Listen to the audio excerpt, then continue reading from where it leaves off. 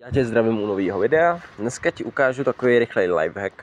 Když se ti stane, že nabouráš, budeš chtít odjet, nejde ti starter, nemůžeš to natočit, říkáš si OK, motor se potkal, je to v píči. Kámo, nemusí to tak být, dívej. Zase šlehnem na tenhle vrak. Nabouráš, vylezeš, oklepeš se. Mluvím ze své vlastní zkušenosti, jo. Tady. Buď to budeš mít vzadu, nebo to budeš mít vepředu, to je na tobě. Minusový kabel nařeš. Tady.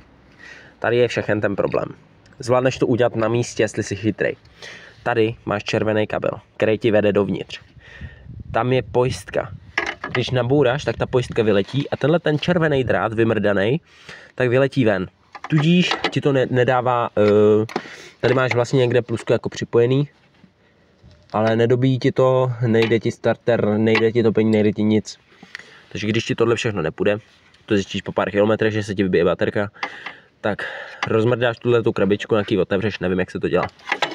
A vložíš tam zpátky ten kabel a nějak to zaaretuješ, vole, aby ti to nedělalo bordel. Pak ti to funguje úplně v klidu. Já jsem se to dozvěděl, protože já jsem naboural bavoráčka a docela dost, na prdel jsem ho hodil. Říkám si, OK, potkal jsem motor v píči. A ty vlastně jenom co uděláš, tak půjdeš k baterce, zase tam prcnej zpátky to plucový kabel. A zaklapneš to a jdeš dál, doma si to pak nějak uděláš. Ale půjde ti starter, půjde ti všechno, je to prostě taková avarijní pojistka, no. Já jsem hledal totiž tutoriály na internetu, tam jsem nic nenašel, takže na mém kanálu to určitě najdeš. Pro více takových videí, jestli chceš poradit s něčím nebo tak, stačí mi napsat dole do komentů, já ti s tím poradím. Zatím čego.